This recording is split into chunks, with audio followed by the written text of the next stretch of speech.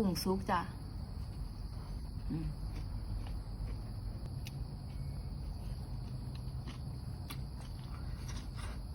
มาจ้าย่ำจ้า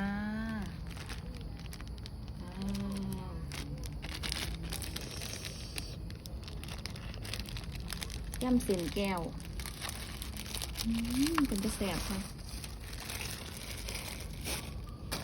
อันนี้เราก็จะกินกับชูซีจ้า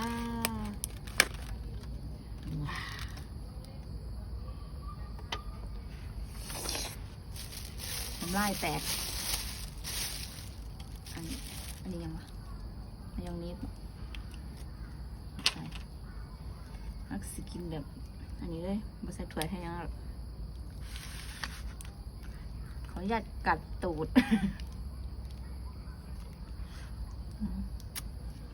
เค็มปีเลยดิชีวิตตอนโต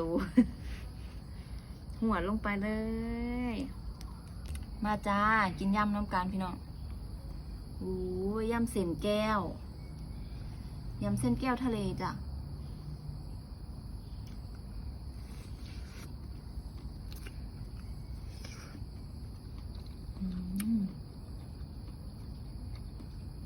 ปลาหมึกเส้นแก้วนี่แซ่บยำกึดๆเลย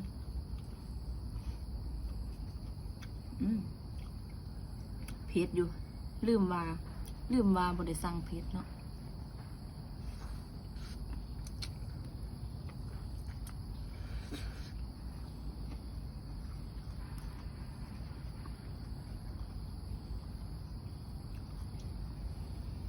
มาแสนกันเลยจ้า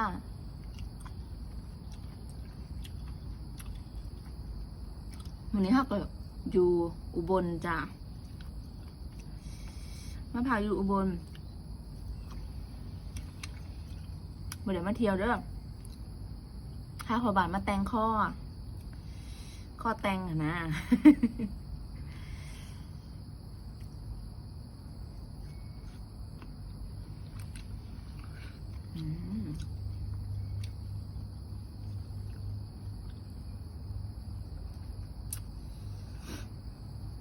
กินกับซูชิจ้าแซลมอนคำแรกแซลมอนมา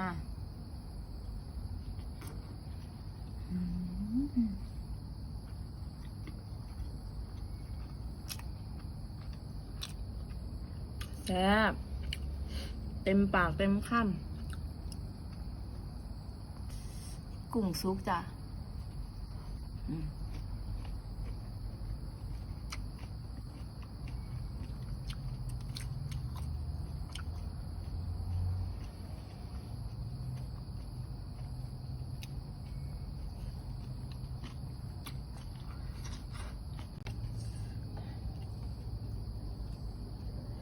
อยู่บนเหมือนฝนตกเบิดมือเลยจ้ะ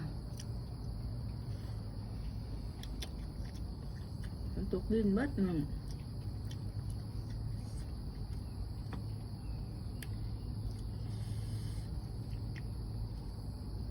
เส้นแก้วมันยาวเท่ามัน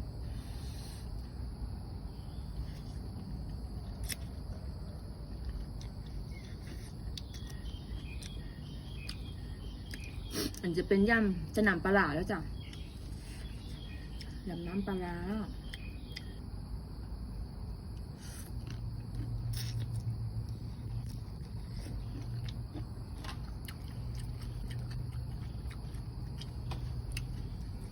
รสชาติจี๊ดจ๊าดแห้งจ้ะ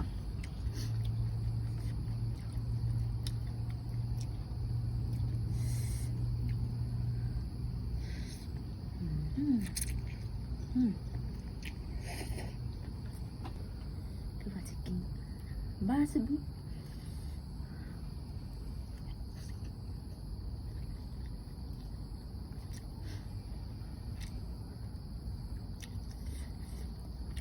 อาหารแรกจะซ้ำนี่แหละ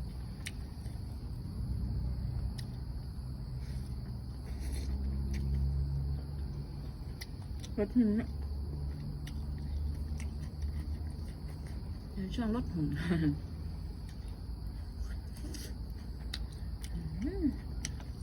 เผ็ดแซ่บนัว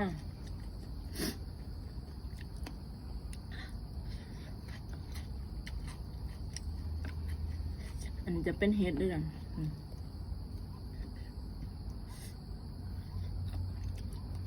เห็ดตัวใหญ่ๆนะ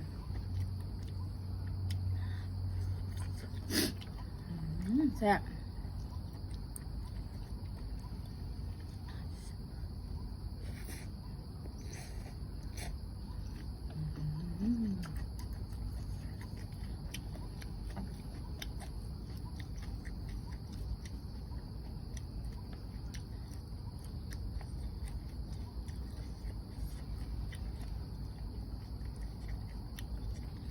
มองแสมกันจ้า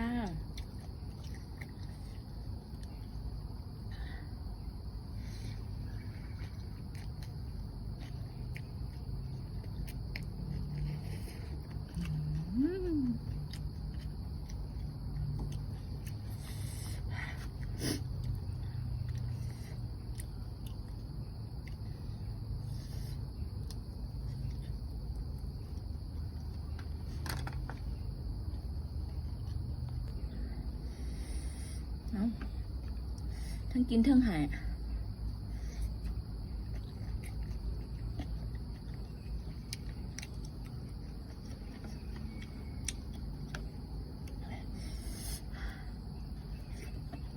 น้ำนัวฮะ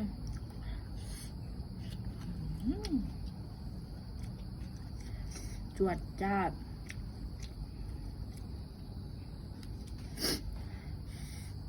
อย่างมันจะตาดีครับจ้ามองภาพเข้ามือ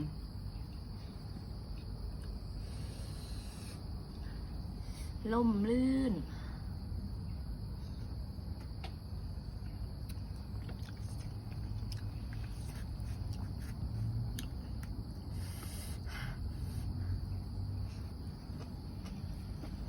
คลิปนี้ขอตัวกันด้วยจ้า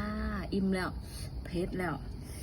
เดี๋ยวคลิปหน้าเจอกันไหมจ้าขอบคุณที่รับชมค่ะ